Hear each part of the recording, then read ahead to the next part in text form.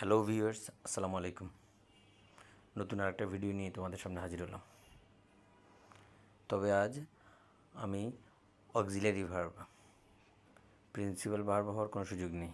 Office থেকে এসে ক্লান্ত হয়ে কিছুক্ষণ রেস্ট করলাম, নাস্তা করলাম। গিন্নি বলল, আজ কী খাবা? বললাম, সারাদিন তো কম বেশি বৃষ্টি হয়েছে, এখনও গুঁড়ি গুঁড়ি বৃষ্টি হচ্ছে, তাহলে কি আজ খিচুড়ি খাওয়া যায় কি না? যেহেতু খিচুড়িতে একটু ঝামেলা কম, আলাদা করে তরকারি রান্না করা, ভাত রান্না করার দরকার হয় না। তার উপর মাংসটা আগেই ভুনা করা ছিল, ভুনা মাংস, ডিম ছিল, যার কারণে আমি বললাম শুধু চাল ডাল দিয়ে খিচুড়ি রান্না করলেই তো তোমার ঝামেলা শেষ। আমাকে বললো তুমি রান্না করো। আমি বললাম না, ব্যাচেলার বাসায় অনেক রান্না করেছি, এখন তোমাদের খাবার খেতে পারিনি, অনেক মিস করেছি, তাই আজ তুমি রান্না করবা। যাই হোক, অবশেষে গিন্নি রাজি হলো খিচুড়ি রান্না করতে। চাল ডাল দিয়ে খিচুড়ি বসিয়ে দিল, বিভিন্ন মশলাপাতি যেগুলো রিকোয়ার্ড ওটা তো দিয়েই রান্না বসিয়ে দিল। তো আমি যেহেতু আজ অক্সিলারি ভার্ব ছিলাম, পাশে থেকে ভিডিও করলাম আর সঙ্গ দিলাম, টুকিটাকি কিছুটা হেল্প করলাম।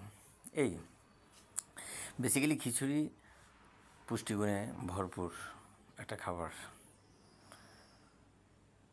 চাল ডাল দুটো একত্রে মিক্স থাকার কারণে অ্যামাইনো অ্যাসিডের চাহিদাটা পূরণ হয়। আর আমাদের দেহের পেশি গঠন, রোগ প্রতিরোধ ক্ষমতা বাড়ানো, কোষ পুনর্গঠনেও খিচুড়ি বেশ উপকারী। এক একজন এক একভাবে খেয়ে থাকে।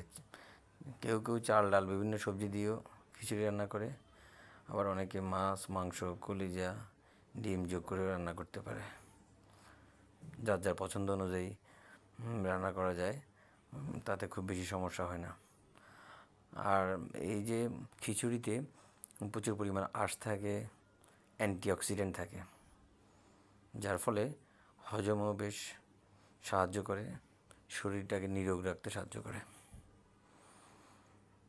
যে গিন্নির প্রায় রান্না শেষের দিকে মোটামুটি একটা কালার চলে আসছে, তো আর একটু আসবে, আবার ঢাকনা দিয়ে হয়তো বসিয়ে দিবে, কারণ এরপরে আর একটু হলুদ কালার হয়ে আসবে রান্নার শেষের দিকে।